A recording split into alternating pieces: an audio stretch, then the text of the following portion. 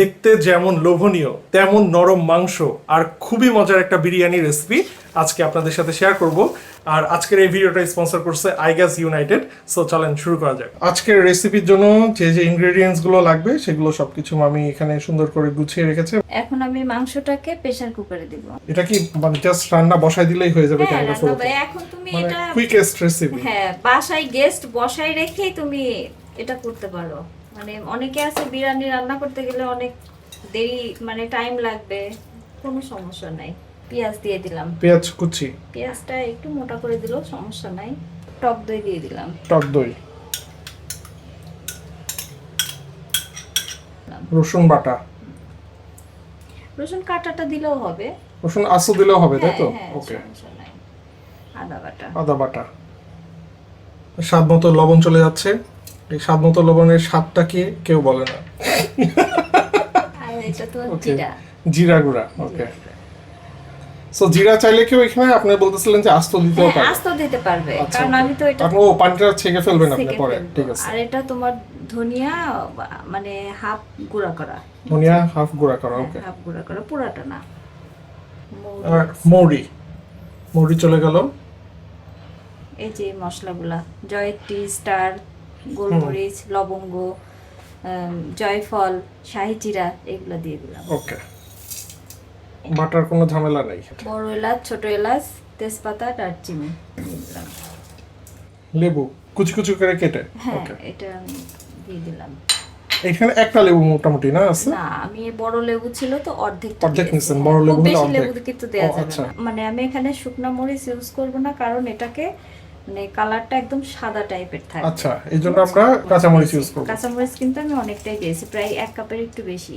তেল মানে সয়াবিন তেল, 2 টেবিল চামচ। এটাকে এবার নেড়ে মিক্স করে দিতে হবে। এটাকে পানি দিয়ে দেব।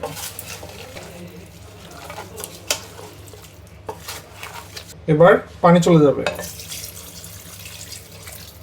2 কাপ পানি দিয়ে দিল। পানি ধরো মাংস থেকে আরেকটু বের হবে। হ্যাঁ, সো কাইন্ড অফ এটা এখানকার যে ঝোলটা হবে সেটা দিয়ে আপনি বিরিয়ানিটা রান্না করবেন, এরকম টাইপেরই তো কোনো কিছু একটা হবে আই গেস আজকের রেসিপিতে। ঠিক আছে, আমিও দেখতে চাই কত জোস হয়, বিকজ এর আগে আপনার যতগুলো রেসিপি ছিল সবগুলো বিরিয়ানি খেয়ে সবাই খুব প্রশংসা করছে।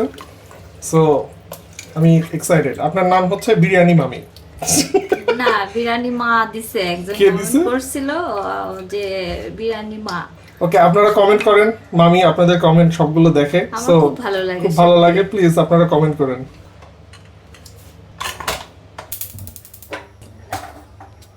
সো মোটামুটি মাংস সিদ্ধ হওয়া পর্যন্ত আপনাদের এটা প্রেসার কুক করে মানে মাংসটাকে সিদ্ধ করে ফেলতে হবে। এটা রান্না হতে থাকুক। বাই দ্য ওয়ে, আজকের ভিডিওটা স্পন্সর করেছে আইগ্যাস ইউনাইটেড। আপনারা হয়তো অনেকেই জানেন তুরস্কের ফেমাস এলপিজি ব্র্যান্ড আইগ্যাস এবং বাংলাদেশে ইউনাইটেড গ্রুপের এটা একটা জয়েন্ট ভেঞ্চার। আইগ্যাস ইউনাইটেডের 3টা সাইজে অ্যাভেলেবল পাবেন, সঠিক ওজনের 12 কেজি, 35 কেজি এবং 45 কেজি সিলিন্ডার। সো বাসা কিংবা রেস্টুরেন্টে যে কোনো জায়গায় আপনারা এটা ইউজ করতে পারেন। এটার ফ্লেমটা হচ্ছে নীল কালারের, এই জন্য আপনাদের হাঁড়ি পাতিলে কালি পড়বে না। তো এনিওয়ে, চলেন আবার রেসিপিতে ব্যাক যাই। সিদ্ধ মোটামুটি ডান, আমাদের চুলা বন্ধ করে দিয়েছি। এখন এটাকে কি করবেন মামি? এখন হেভি ফ্লেভার বেরোচ্ছে তো, বেরিয়েছে। মাশাআল্লাহ, নাইস ফ্লেভার। এখন আমি মাংসগুলোকে ও, মাংসগুলোকে শুধু আলাদা করবেন? মশলাগুলো পছন্দ করে না, বুঝছো, তাদের জন্য মানে খুব ভালো। ও, মানে দাঁতের নিচে পড়বে না কোনো মশলা। অনেকে আছে মানে ফলগুলা মুখে পড়লে মানে খুব বিরক্ত হয়। এখন আমি এটাকে সেকে নিলাম। সবাই একটু সাবধানে করবেন।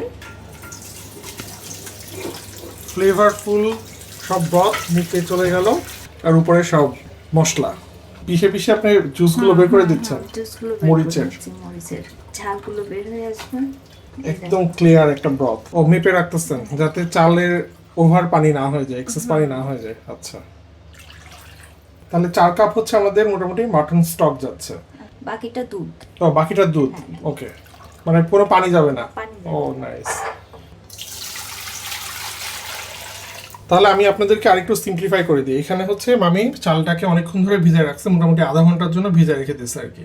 তো যেহেতু চালটাকে ভিজায় রেখে দিয়েছে, এই জন্য চালের ডবল পরিমাণ যে পানিটা লাগে সেটা আসলে একটু কম লাগবে।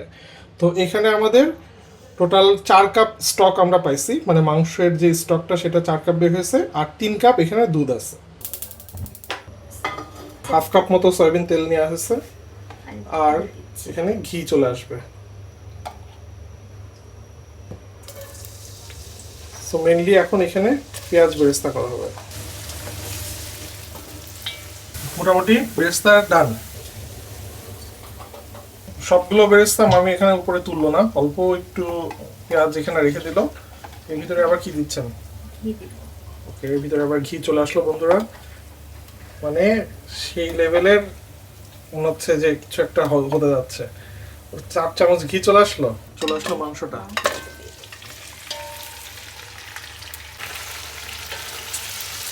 অলরেডি যে গন্ধটা বের হচ্ছে এখানে, মাশাআল্লাহ, মানে এখানে দাঁড়ায় থাকলে আপনারা বুঝতে পারতেন।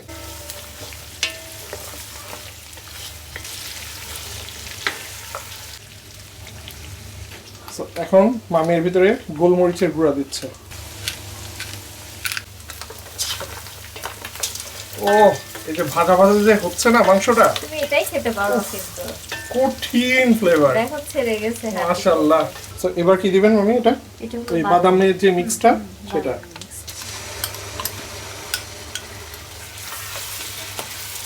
বাদামটা দিয়ে অল্প একটু ভেজে নিল, তারপরে এখন পানি দিয়ে দিচ্ছে। পানি বলতে ওই যে স্টক আর দুধ।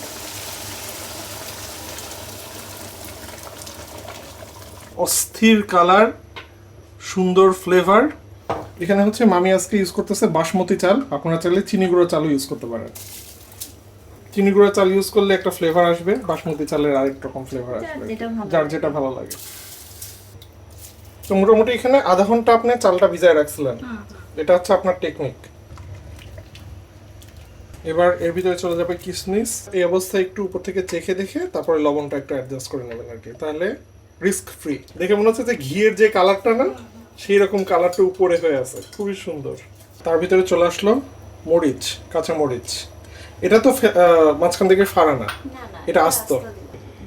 এখন এটা ঢেকে দিয়ে এখন হাই হিটে রান্না করব।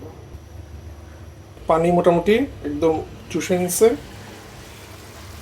ওকে,